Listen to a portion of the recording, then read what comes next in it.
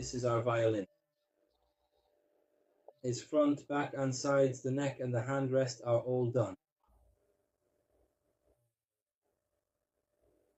The neck and the handrest, all parts are complete. What we're going to do here is that, if I'm not mistaken, it's called the neck. This is the neck where the strings go. You see the violin strings go over it. Today we're going to fix this for the violin. For this purpose, we want to make an Amazon, meaning we're going to build this very thing. The neck.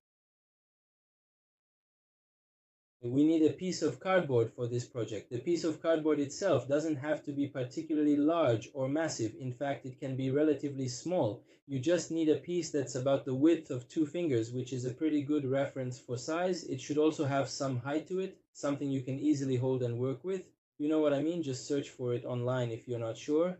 There's actually plenty of this kind of cardboard available on the internet, so you shouldn't have any trouble finding it. In addition to the cardboard, we also need some glue, which is necessary to put all of this together now.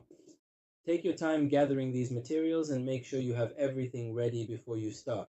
Because I have the size and shape. I'm not going to draw it here. I already had it prepared. Here you go. This is what it turned out like. The thing I was talking about, the neck, is this.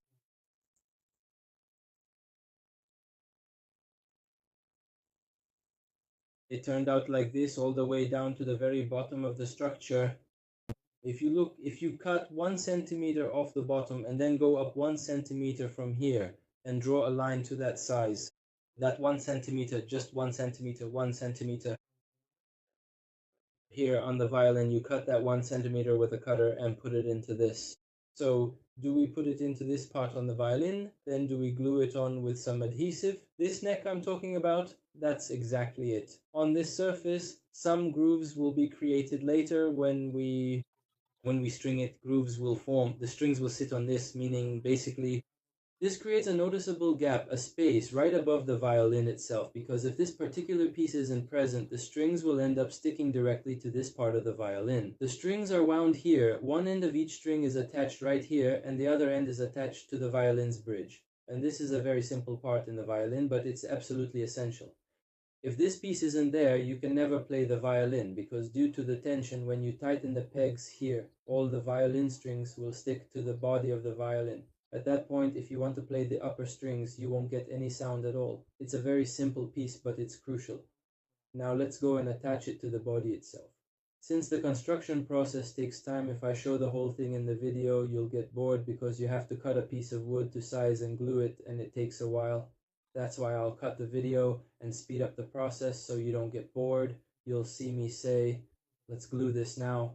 Once it's glued, this piece is made, it's done. Let me show you from this angle so you can see. This is the piece, it's finished. We've put it in place, glued around it, and now there are just a few more steps left. This part is done, and another piece has been added to the violin, making it more complete. Thanks to all of you for following along so far. You see how the video is progressing. Let's go and see what will be added to this violin in the next part. Now, before we move on, let me just recap what we've done so far. We started by identifying the gap above the violin, which is created by this small but important piece. Without it, the strings would not be able to vibrate freely and the sound would be muted. We then prepared the piece, carefully cutting it to the right size and shape, and glued it in place. This process, although it may seem simple, is actually quite important for the overall sound and playability of the violin.